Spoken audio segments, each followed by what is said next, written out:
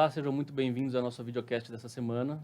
E hoje nós vamos falar com a médica veterinária Érica Couto, que é formada pela Universidade de Santo Amaro em 2005, mestre em Medicina e Bem-Estar Animal em 2016 pela Universidade de Santo Amaro também, pós-graduada no curso de especialização em animais silvestres na Clínica Veterinária em 2007 pela Anclivepa, chancelado pela Universidade Anhembi Morumbi, responsável técnica e proprietária da Tucan Consultório de Animais Silvestres, e professora de pós-graduação no módulo de Nutrição de Animais Silvestres e Exóticos, Dermatologia de Animais Silvestres e Exóticos e Clínica de Aves e Mamíferos Pets Não Convencionais. Doutora Érica, muito obrigado pela participação.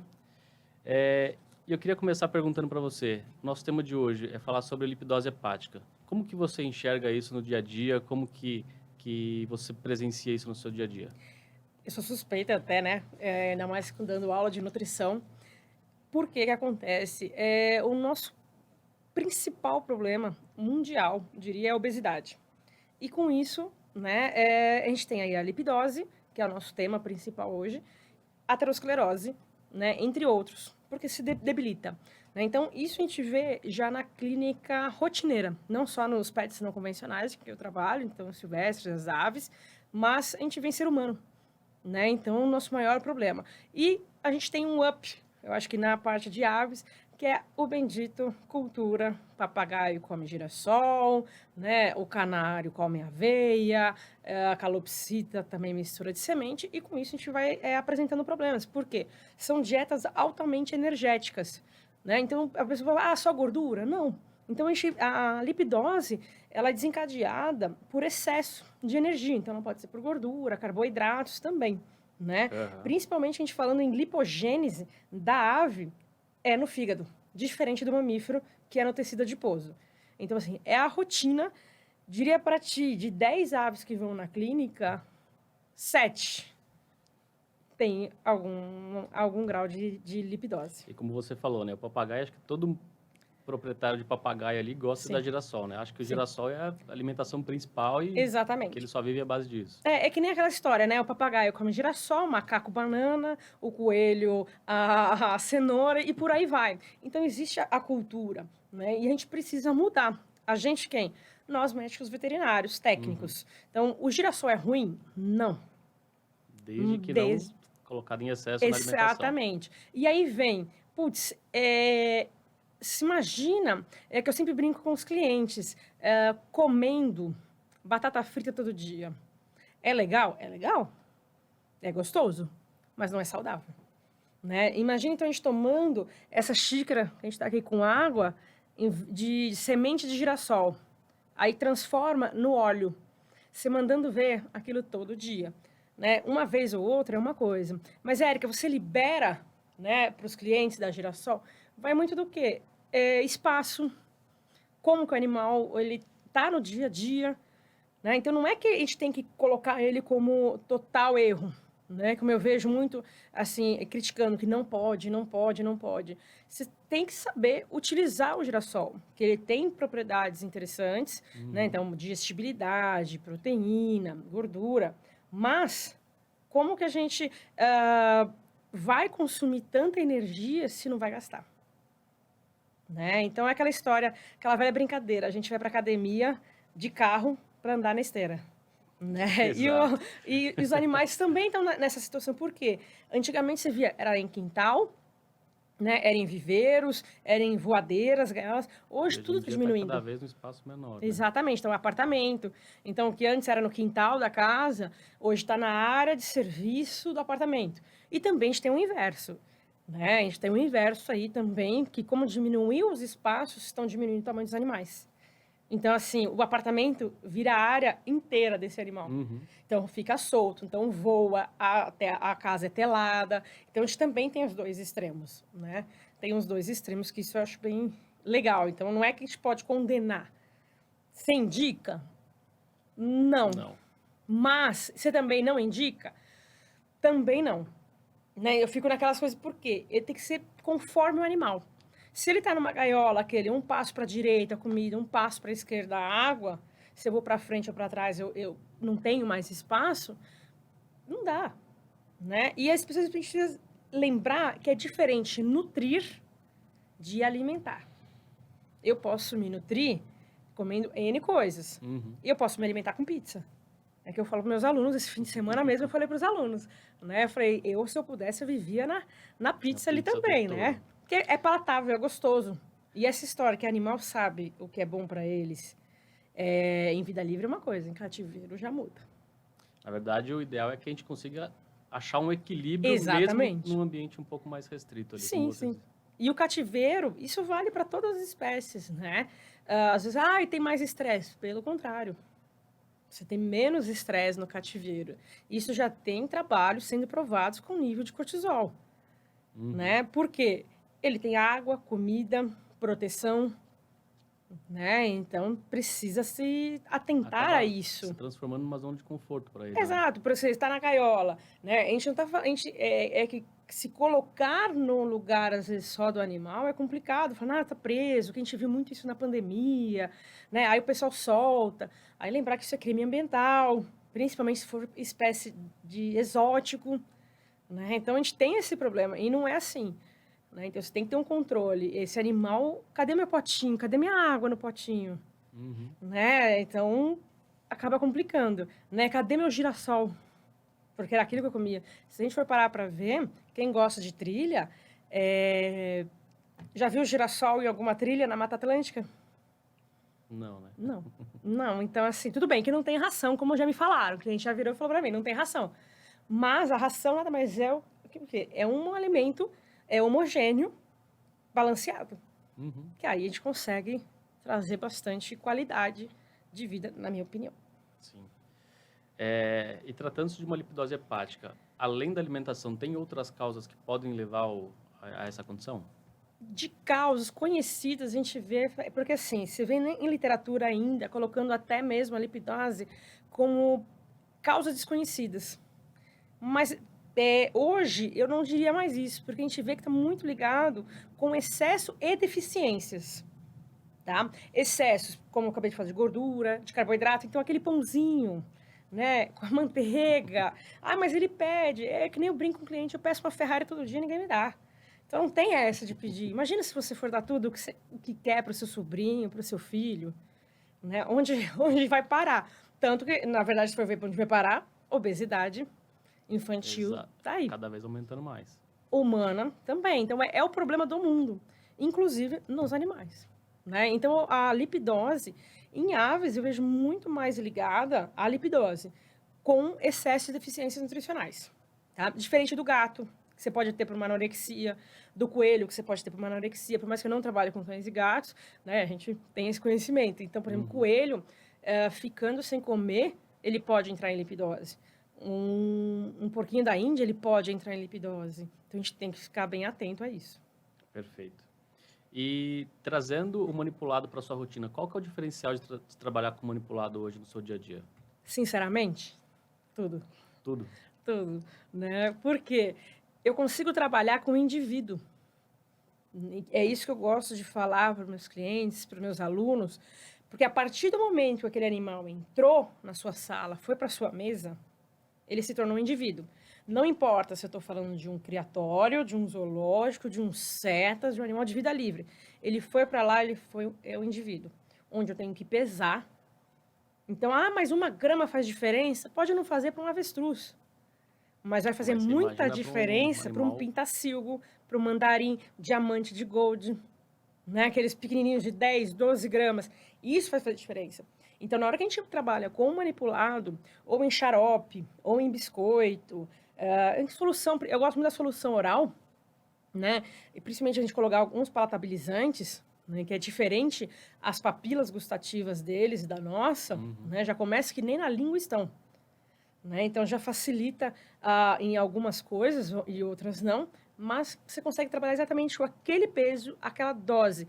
Não aquele negócio, até 5 quilos, meio comprimido. Eu fico doida com isso. Quem foi meu aluno, é meu aluno, sabe que eu fico enlouquecida. Porque o de 7 fica no meio do caminho. Por isso eu falo, gente, manipula, usa o que você tem. Às vezes, não dá tempo, preciso de uma coisa emergente. Às vezes você pode ter o seu manipulado ali para aquele primeiro momento até o cliente mandar fazer. Hoje as farmácias estão entregando em 24 horas. Sim. E a gente não está falando só de São Paulo. A gente está falando de nível Brasil. Brasil, exatamente. Brasil. Então, hoje, eu tive uma aluna de Manaus que ela falou, eu não gosto de ficar achando que nem o pessoal gosta de falar só porque a gente está longe. Eu vou pedir pela internet. O frete é mais caro? Fazer o quê? Mas eu quero estar atualizada. Sabe quando aquilo te marcou? Que eu lembro exatamente a cena da aula, ela falando isso. E exatamente isso. Então, a gente não tem mais essa desculpa de ter que fazer diluições com comprimido, não sei o quê. Não, você pode, então, mandar remanipular e dar na dose certa. Será que o cliente ele tem conhecimento técnico para saber se o comprimido é sulcado, se ele não é sulcado, qual que é a diferença do sulcado ou não? E outra, né? A hora que você manda o cliente fazer essa remanipulação em casa de forma Não artesanal, dá. você não sabe se vai sair da forma como tem que ser. Então, Então, você tem aquela hoje velha empresas história. especializadas, como é o caso da Drogavet, que faz isso para vocês, né? Tem um comprimido que a gente vê, comprimido sulcado em meio. Então, é em meio, não um quarto. É isso que eu vejo. Esse 1/4, ele pode ter mais a farinha, né, o QSP, para ficar bonitinho falando, né, do que o princípio ativo. E aí? Então, uma dose ele tomou o princípio ativo legal dele e a outra A não? outra não. Né? Então, eu falo, como eu sou um pouco chata com essa parte de farmaco, né, que eu me tornei devido à parte pessoal, A necessidade e à parte pessoal. Então, se a gente parar com preguiça de fazer conta, regrinha de 3 obrigatório para todos nós, os médicos veterinários, então a gente precisa mandar manipular. E hoje a gente tem ainda a colocar flavorizantes, né? Então, trabalhar com isso. E outra, eu consigo saber se aquele animal tem alergia ou não. Porque, de novo, aí agora estou falando em rede nacional, né? Eu me coloco sempre como exemplo porque eu sou alérgica a alguns tipos de antialérgico. Então, eu falo, mais individual do que isso, ela fala, Érica, você consegue ser a única. Não. Eu já conheço umas 3, 4 pessoas com a mesma alergia que eu. E se chegar num hospital, é o de eleição. Agora, a gente tem que parar para pensar também, e se esse animal, ele também sofre da mesma forma? Né? É isso que eu tento colocar às vezes, porque a gente não sabe. Né? A gente não sabe. A medicina, infelizmente, não é 1 mais 1 igual a 2. Eu gostaria muito. Seria que fosse muito mais fácil, ia né? ser legal. Seria muito mais fácil. E colocando na sua rotina clínica, qual que é a forma farmacêutica hoje que você mais utiliza? Solução oral. Solução oral. Solução oral, eu gosto, porque é fácil a aplicação, é favorizante, como comentei. Então, para a ave, eu coloco numa seringuinha, sem agulha. Parece óbvio isso, mas eu já tive acidentes de falar em seringa, quase que o pessoal queria colocar agulha. E depende do condicionamento do animal, você coloca, ele já vem pegar e fica sem ter o desperdício. Às vezes em biscoito, pequenininho, mas o biscoito, às vezes, dependendo do indivíduo, ele tem um desperdício. Já usei em alguns que eu gostei, né? Então, em biscoitinhos pequenininhos. Então, aí evitou-se o desperdício, mas pode ocorrer. Então, a solução oral é a que eu mais uso. Perfeito. Não sei se ainda utiliza-se muito aquela técnica de colocar na água ainda. Eu não gosto nada na água. Porque fica muito diluído, você não sabe se tomou ou se não tomou, né? Na verdade, aí vem a parte da nutrição também. A gente tem que lembrar, né? Fotossensibilidade, reação, decantar, né? E sabor. Mudou o sabor, então, em vez de eu ter o problema que eu estou tratando, no caso a lipidose, eu vou ter a desidratação ainda. E junto com a desidratação, um renal. Aí que beleza, né? Aí a gente está feito na confusão. Então, eu falo que eu não gosto na água. A água, o que eu uso na água, homeopatia. Aí eu uso. Que é o manipulado também, mas em homeopatia. Mas como eu não sou homeopata, então é raríssimo, né? Que a orientadora do mestrado não me escute, que ela fala que tem que ser homeopata para usar. Então a gente usa algumas coisinhas, aquela boi velha arnica. Aí eu uso na água.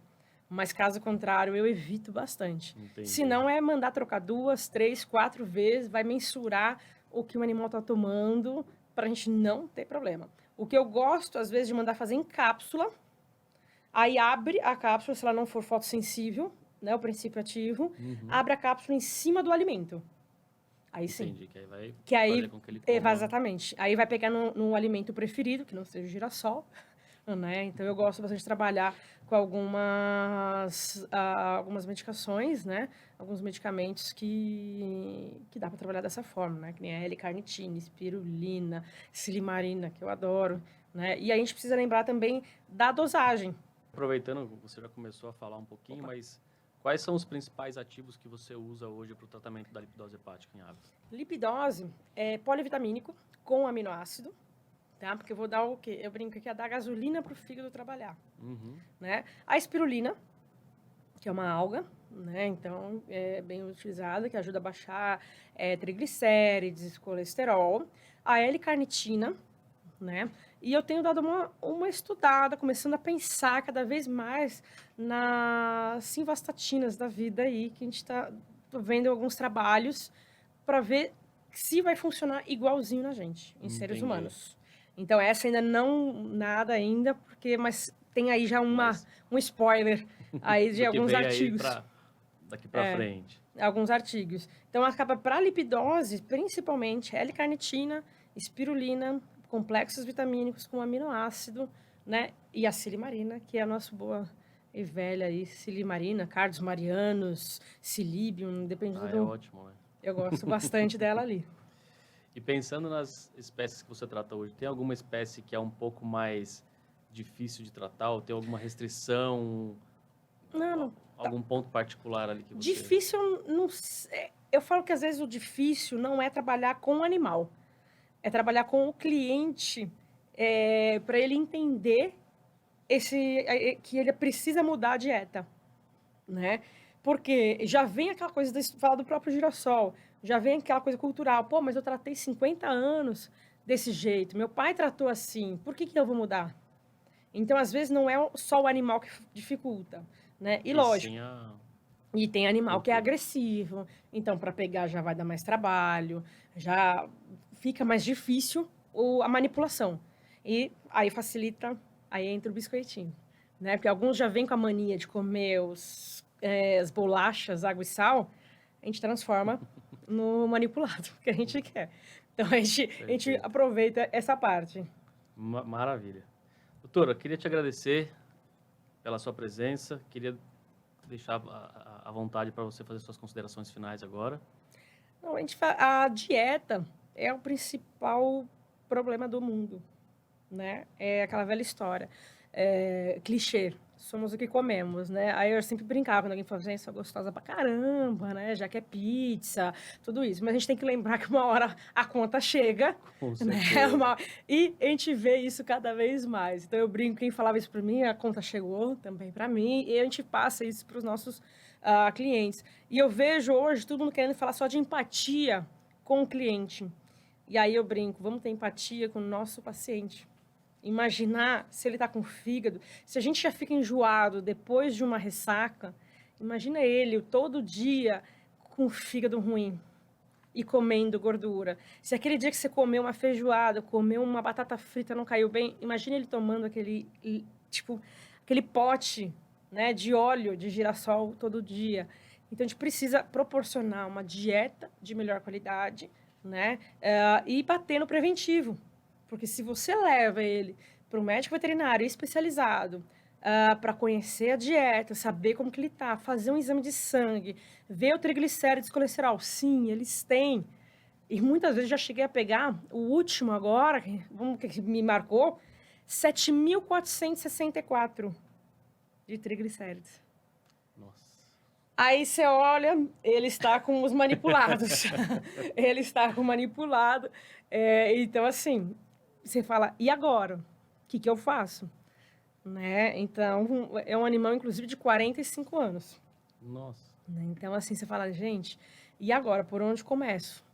Né? E muitas vezes a gente é procurado nos 47 do segundo tempo, ou até do terceiro tempo. Né? O gol de ouro, quase isso, né? E a gente não tem mais quase o que fazer, porque eu preciso de tempo, né? Uma coisa que levou 3 anos, 10 anos, 30 anos, porque a gente está falando de animais que duram mais do que um cão e gato, até, no caso de um papagaio, por exemplo, como que eu vou tratar em 3 meses? É difícil, né? Eu não posso ter a perda de peso, inclusive rápida, porque senão eu vou perder massa magra. Então, é um trabalho que a gente vai devagarzinho. Então, a minha consideração aí, trabalhar com bons produtos, né? Eu sou suspeita que eu gosto dos nutracêuticos, então isso, a farmácia de manipulação tá aí com a Claro, gente, ela veio né? para trazer esse tema aí Isso, cada vez mais presente é, nela. e a gente já tem isso com fácil acesso no dia a dia do ser humano. Hoje, a gente vê isso com muito mais fácil acesso. E a da veterinária, por que não a gente entrar?